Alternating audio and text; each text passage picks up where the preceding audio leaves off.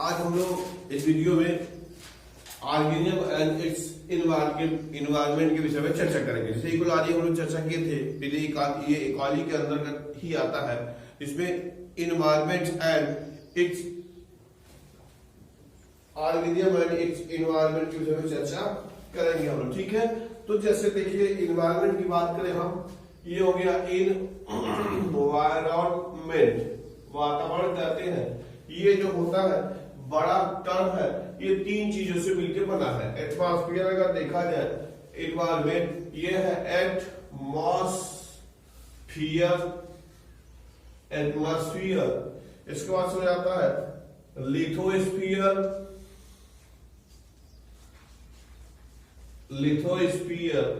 और है hydrosphere. Clear हो गया आपको। तो जो इन्वायरमेंट है यह देखेंगे तो इन्वायरमेंट जो है बड़ा शब्द है। ये इसमें देखेंगे जो तीन चीजों से मिलकर बना है इन्वायरमेंट पे, एटमॉस्फेयर है, लिथोस्फीयर है और हाइड्रोस्फीयर है, ठीक है। अब अगर देखेंगे एटमॉस्फेयर, थोड़ा ध्यान देंगे इसका, हम ऑपरेशन करते हैं तो हो जाता है स्फीयर का मतलब होता है घेरा, स्फीयर का मतलब घेरा यानी कि सराउंडिंग्स, ठीक है। तो एटमॉस्फेयर इसका मतलब हो गया वायुमंडल। क्या हो गया? वायुमंडल। और वायुमंडल आप समझते हैं कि पृथ्वी के चारों तरफ का वह क्षेत्र, पृथ्वी के चारों तरफ का वह क्षेत्र जिसमें जीवन पाया जाता है, जिसमें जीव पाए जाने की संभावना होती है, उसी को क्या कहते हैं? एटमॉस्फेयर कहते हैं। क्या कहते हैं? एटमॉस्फेयर कहते हैं। यानी कि atmosphere is the surrounding area found around the earth in which living organism may be present or survive। Clear हो गया? तो ये हो गया एटमॉस्फेयर। अब सेकेंड वन हम चर्चा करते हैं। सेकेंड वन है लिथोस्फीयर। लिथोस्फीयर क्या हो गया? लिथोस्फीयर। लिथो का मतलब होता है सॉइल, लिथो का मतलब होता है सॉइल और स्फीयर का मतलब है घेरा। बात समझ में आया? तो पृथ्वी का जो स्थल वाला भाग होता है, पृथ्वी का कौन वाला भाग? स्थल वाला जो भाग होता है उसी को क्या कहते हैं? स्थल मंडल कहते हैं, लिथोस्फीयर कहते हैं। बात समझ में आ गया? लिथोस्फीयर यानी स्थल मंडल। अब इसपे भी जो पृथ्वी का कण है जिसमें जीव पाए जाते हैं उसी को क्या कहते हैं? लिथोस्फीयर कहते हैं। अब पृथ्वी पे हम सभी जीव जंतु रहते हैं, वनस्पतियां रहती हैं। पृथ्वी के अंदर भी 2 फीट, लगभग ये 2 फीट के आसपास तक जीवन पाए जाने की संभावना होती है। उससे नीचे जाने पे कोई जीवन नहीं पाया जाता है। इवन दो बैक्टीरिया भी नहीं पाई जाती है। क्या होती है? यहाँ तक कि बैक्टीरिया भी उसमें नहीं पाई जाती है। तो इसको कहते हैं लिथोस्फीयर। क्लियर?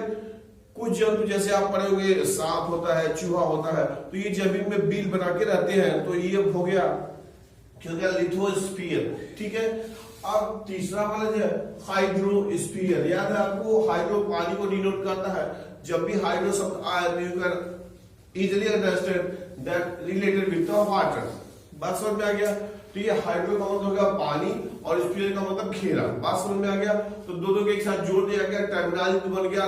क्या हो गया? हाइड्रोस्फीयर यानी पृथ्वी का वह भाग जो पानी से घिरा हुआ होता है, पृथ्वी का वह भाग जो पानी से घिरा हुआ होता है। आप जानते हैं 75% भाग किससे कवर्ड है? पानी से भरा हुआ है।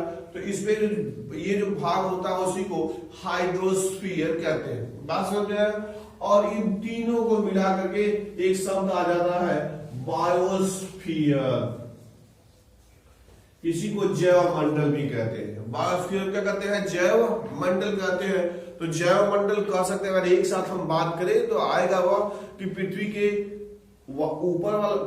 ऊपर, पृथ्वी पर और जल के अंदर, पृथ्वी के ऊपर, पृथ्वी पर और जल के अंदर का वह क्षेत्र जिसमें जीवन पाया जाता है या जीवन सरवाइव कर सकता है, उसी को क्या कहते हैं? उसको बायोस्फीयर यानी जैव मंडल कहते हैं। बात समझ में आ गया? तो ये हो गया, क्या हो गया? इन्वायरमेंट। क्या आपने पढ़ा? इन्वायरमेंट। अब हम लोग पढ़े थे जो इकोलॉजी है, उसमें हम लोग इसी को पढ़ना है कि जो इन्वायरमेंट है, जो लिविंग फैक्टर है, जो नॉन लिविंग फैक्टर है, वह एक दूसरे को किस प्रकार से प्रभावित करते हैं, उसी के विषय में चर्चा हम लोग को करना है। बात समझ में आ गया? तो आप देखेंगे तो आगे लिख सकते हैं। क्या हो गया? जो इकोलॉजी है, इकोलॉजी हेल्प्स इन, क्या करती है? Helps in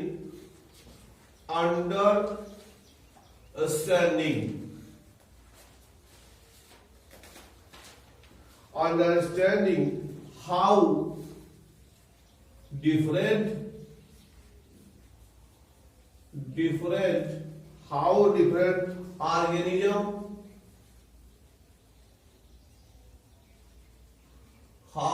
organisms are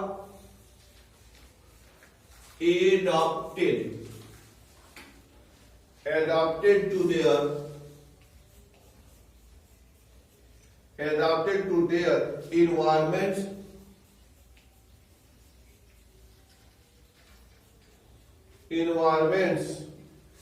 in terms of not only survival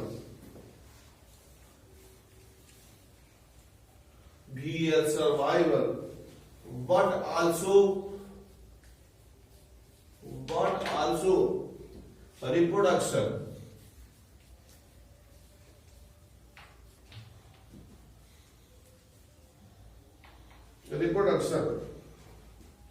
clear हो गया आपको?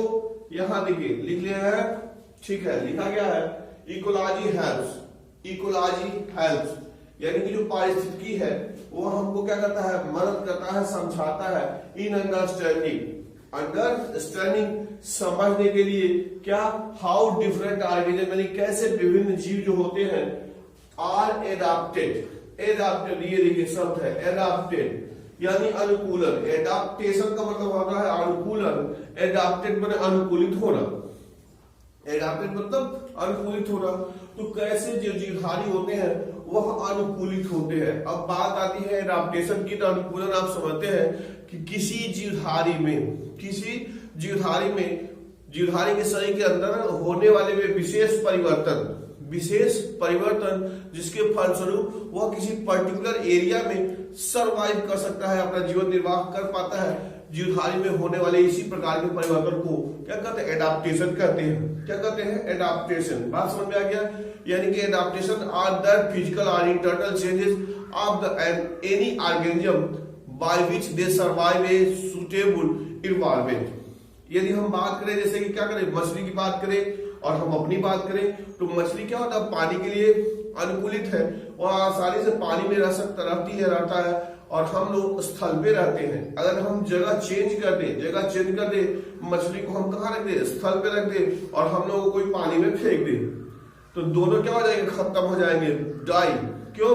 क्योंकि वो न तो स्थल के लिए अनुकूलित है और हम न तो जल के लिए अनुकूलित है। तो इस प्रकार के परिवर्तन को एडाप्टेशन यानी अनुकूलन कहते हैं। बात समझ में, जैसे कैमल पड़ेंगे, जीरोफाइट्स होता है, जो मरुस्थलीय भाग होता है वहां पे कांटेदार पौधों को खाता है, तो इस प्रकार के अनुकूलन होते हैं। तो उसको आपने कहा है एडाप्टेड, वो अनुकूलित होते हैं देयर एनवायरनमेंट। बात समझ में आ गया, अपने वातावरण में। अब एक और शब्द थोड़ा एनसीईआरटी का बुक है, थोड़ा देखिएगा, नॉट ओनली, केवल क्या करने के लिए, सर्वाइवल के लिए। यह लिखकर आएगी अनुकूलित तो होते हैं, वह केवल सर्वाइव करने के लिए, जीवित रहने के लिए नहीं, आल्सो रिप्रोडक्शन, क्योंकि रिप्रोडक्शन जबरदस्त फैक्टर है जिसकी वजह से जीवन की कंटिन्यूटी बनी रहती है। तो केवल सुचारू रूप से अपना जीवन निर्वाह करने के लिए ही नहीं, बल्कि उस पर्टिकुलर वातावरण में उसके जन्म कैसे होंगे, उन सब के विषय में भी अनुकूलित बताता है। बात समझ में आया? तो ये हमको क्या हो गया, कि जो इकोलॉजी है वो हमको इन सब चीजों में समझने में मदद करता है।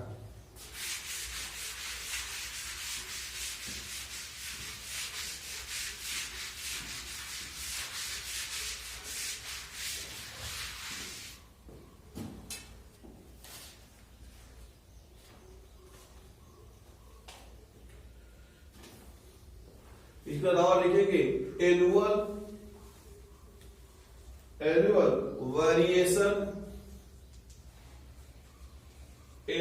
Variations in the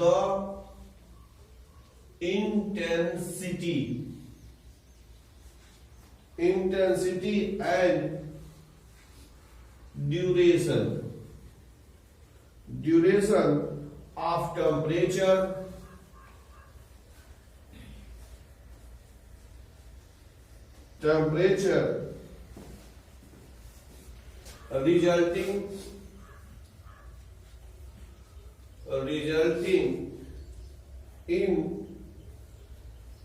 resulting in distinct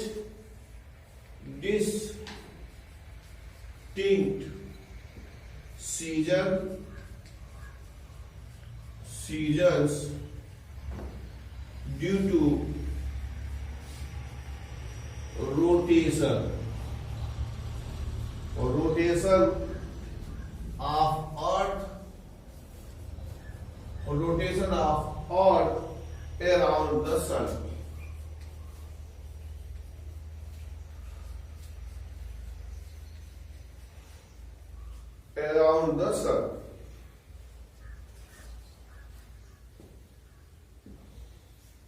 लिखा आपने एनुअल वेरिएशन का मतलब विभिन्नता किसमें? इंटेंसिटी तीव्रता एंड ड्यूरेशन। इंटेंसिटी का मतलब होता है तीव्रता और ड्यूरेशन का मतलब टाइम गैप, अंतराल ऑफ टेम्परेचर। बात समझ में आया? कह रहा है कि एनुअल वेरिएशन जो वार्षिक जो बदलाव होता है किसमें? ताप की तीव्रता पर और समय अवधि पर, रिजल्टिंग इन डिस्टिंक्ट सीजन, जिसके फलस्वरूप तमाम प्रकार के मौसम होते हैं। जैसे पढ़े होंगे जाड़ा, गर्मी, बरसात, सब ये सीजन होते हैं। यह क्यों होते हैं? ड्यू टू रोटेशन, किसके वजह से? रोटेशन यानी चक्रण किसका? ऑफ अर्थ अराउंड द सन। जो साल का जो हम लोग यहाँ जो मौसम चेंज होते हैं वह केवल और केवल पृथ्वी के सूर्य के चारों तरफ चक्र के परिणाम स्वरूप होते हैं। जैसे चीज और समझिए, आप पढ़े होंगे फिजिक्स में पढ़े होंगे कि जो पृथ्वी है दो प्रकार के मोशन को शो करती है। एक होता है घूर्णन और दूसरा चक्रण। बात समझ में आया? तो ये और साथ ही साथ अगर देखेंगे तो अगर ये सूर्य है, ये सन है, तो हम केवल पृथ्वी की बात कर रहे हैं। तो ये जो पृथ्वी है वह वृत्तीय दीर्घवृत्त एक शब्द आता है, इलिप्टिकल। फिजिक्स में पढ़े होंगे कि जो पृथ्वी होती है वो सूर्य के चारों तरफ चक्कर लगाती है, तो वो वृत्तीय मार्ग में नहीं बल्कि एक दीर्घवृत्ताकार मार्ग में चक्कर लगाती है। दीर्घवृत्ताकार का मतलब समझते हैं ऐसा वृत्त जिसमें एक से अधिक यानी कि दो कम से कम केंद्रक होते हैं। दो केंद्रक बनेंगे तो उसी को दीर्घवृत्ताकार कहते हैं। अब दीर्घवृत्ताकार में चक्कर लगाने की वजह से, जैसे सपोज यहां से हम बात करें डिस्टेंस की बात करें, यहां से डिस्टेंस की बात करें और यहां से डिस्टेंस की बात करें तो अलग अलग होता है। अब यहाँ अगर पृथ्वी सुपीरियर ये सन है, ये सन तो चक्रण करते समय, रोटेशन करते समय यदि इस पोजीशन में है तो वो पृथ्वी और सूर्य की दूरी सबसे कम है।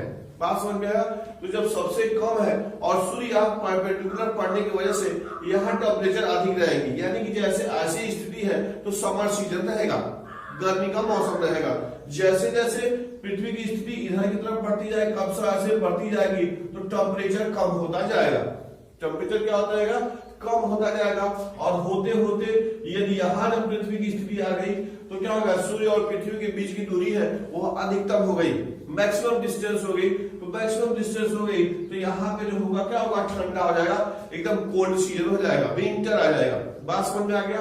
तो यहाँ फिर यहाँ से अगर हम यहाँ से रोटेशन और अगर देखते हैं, ये ऐसे पृथ्वी पड़ती है, यहाँ ऐसे ऐसे आती जाएगी। जैसे यहाँ से करीब पड़ती आ रही है तो दूरी घटती जाएगी। दूरी क्या हो जाएगी? घटती जाएगी। और इसी दूरी घटने की वजह से जो इफेक्ट है, टेम्परेचर का प्रभाव है, वो भी बढ़ता चला जाएगा। यानी कि ठंडा कम होना शुरू होगी, गर्मी आना शुरू होगा। यहाँ आते पुनः गर्मी और इधर से जाते पुनः ठंडा। इस प्रकार से होते हुए ये चक्कर चलता रहता है। तो ठंडी गर्मी और जो मौसम होता है वह इसी की वजह से होता है। आपको स्पष्ट है कि जो चक्र, जो दिन और रात होता है वह तो क्या होता है, चक्रण गति के कारण होती है, जो अपने अक्ष पे 24 घंटे में एक चक्कर लगा देती है, तो उसके कारण से होती है। जबकि जो मौसम का बदलना जो होता है इसी की वजह से होता है, यानी कि पृथ्वी के सूर्य के चारों तरफ चक्कर लगाने के वजह से होता है। बात समझ में आया? तो सीजनों में परिवर्तन वो सारा चीज इन्हीं पृथ्वी के चक्कर के कारण होता है। तो आप समझ चुके कि मौसम क्यों बदलता है, क्यों टेम्परेचर बढ़ता है और क्यों टेम्परेचर घटता है। और आप ये भी जानते हैं कि जो पौधे होते हैं, जहां जो वनस्पतियां होती है, वनस्पतियों के फिजियालॉजी कार्य क्रियाकलाप पर जो फोटो पीरियड का जो प्रकाश की जो अवधि होती है उसका बहुत ही अधिक असर होता है, क्योंकि पौधे सूर्य के प्रकाश की उपस्थिति में फोटोसिंथेसिस यानी प्रकाश संश्लेषण क्रिया करते हैं और प्रकाश संश्लेषण की क्रिया यानी फोटोसिंथेसिस की क्रिया के फलस्वरूप अपना भोज्य पदार्थ बनाते हैं। भोज्य पदार्थ बनाते हैं, उससे उनका भी जीवन चलता है और उन्हीं के द्वारा निर्मित भोज्य पदार्थ में जितने भी जंतु होते हैं सब निर्भर रहते हैं। याद रहे कि जहां पर वनस्पतियां होगी वही जंतु होगा। अगर वनस्पतियां नहीं है तो जंतु की संभावना भी बिल्कुल कम हो जाएगी, क्योंकि शाकाहारी हो मांसाहारी हो सब के सब डायरेक्टली या इनडायरेक्टली रूप से पौधों पर निर्भर रहते हैं। बात समझ में आया? तो इस प्रकार से ये सारा चीजें मौसम उस पर डिपेंड करता है। क्लियर हो गया आपको? अब थोड़ा देखिए, इसी की वजह से टेम्परेचर बदलने की वजह से क्या होता है कि सारा चीजें होती है पृथ्वी पर। अब जिसके शब्द आता है, अब अगर देखेंगे formation of major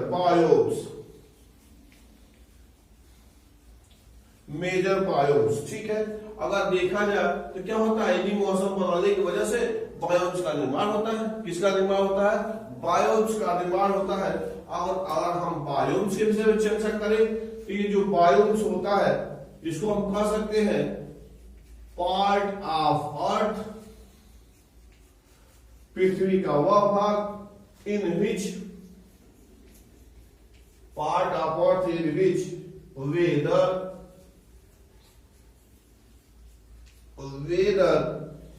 geography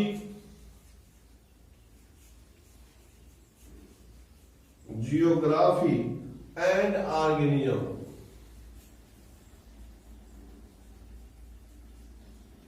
are same, यानी कि इसको कह सकते हैं सिंगल इकोसिस्टम।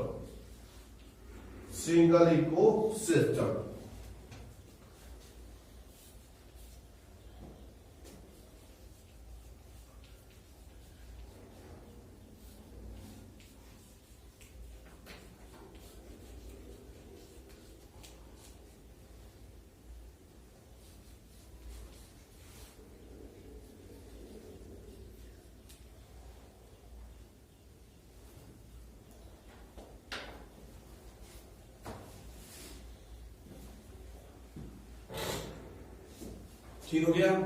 आपने लिखा क्या होता है, पृथ्वी की रोटेशन के बाद टेम्परेचर चेंज होता है, मौसम बदलता है, और इसके बाद से क्या होता है, जब मौसम बदलेगा तो बायोम्स वगैरह का निर्माण होगा। ठीक है। अब एक शब्द आ गया आपके लिए बायोम। क्या आ गया? बायोम है। बहुत पूछता रहता है कि व्हाट इज बायोम। तो देखिए इसके लिखा गया है कि बायोम का मतलब होता है पार्ट ऑफ अर्थ, पृथ्वी का वह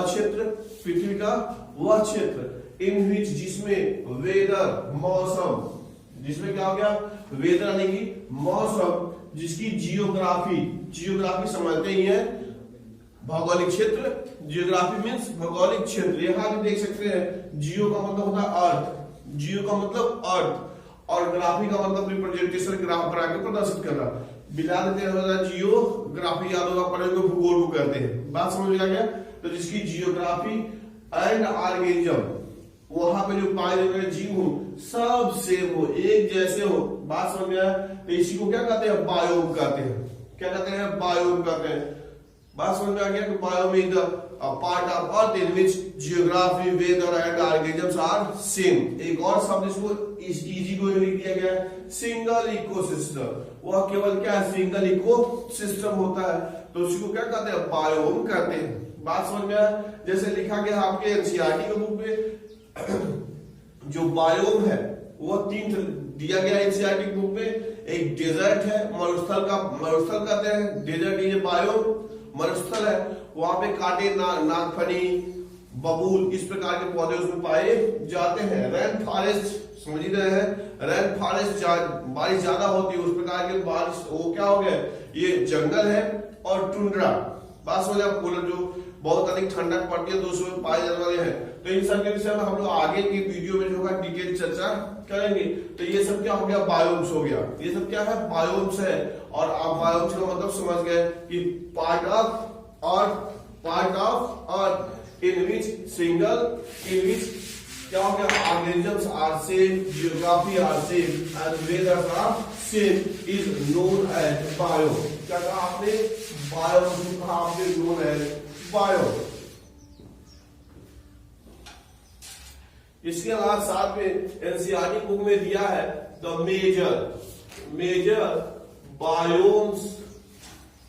मेजर बायोम्स ऑफ इंडिया करके है।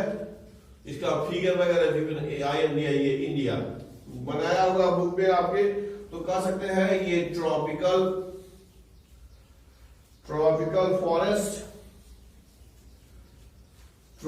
फॉरेस्ट, उसके पास है डेसिडुअस फॉरेस्ट,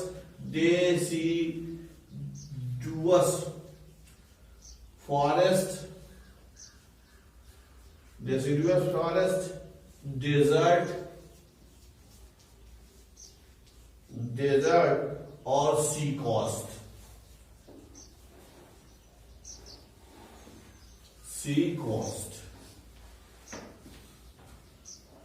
क्लियर हो गया?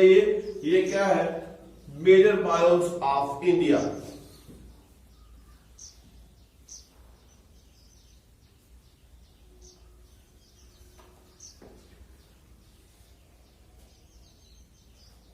Major biomes of India, tropical forest, deciduous forest, desert और सी कोस्ट, समुद्र तटीय क्षेत्र। क्लियर हो गया?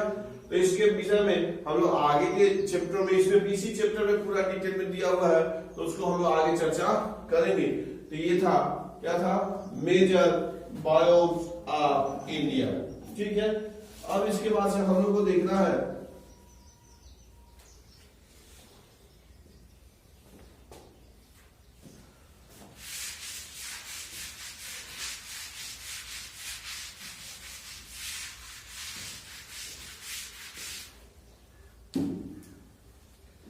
हम लोग पढ़े थे इन्फ्लुएंस ऑन ऑर्गेनिज्म, किसी जीव पे जो वातावरण का प्रभाव पड़ता है उस पर हम लोगों ने लिखा था, इकोलॉजी में भी लिखा था। ये है टेम्परेचर, दूसरा है वाटर, लाइट,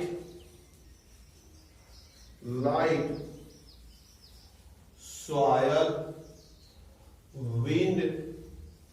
ठीक है, ये है। और इसके साथ साथ हम यहां लिख सकते हैं, ये है बायोटिक कंपोनेंट्स। बायोटिक कंपोनेंट्स में हम लोग को लिख सकते हैं पैथोजन,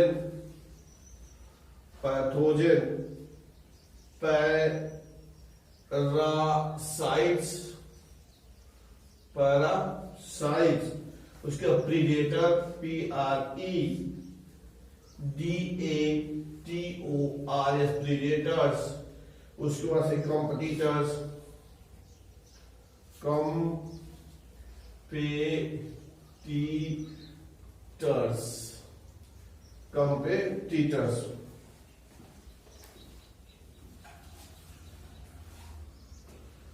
कंपेटिटर्स।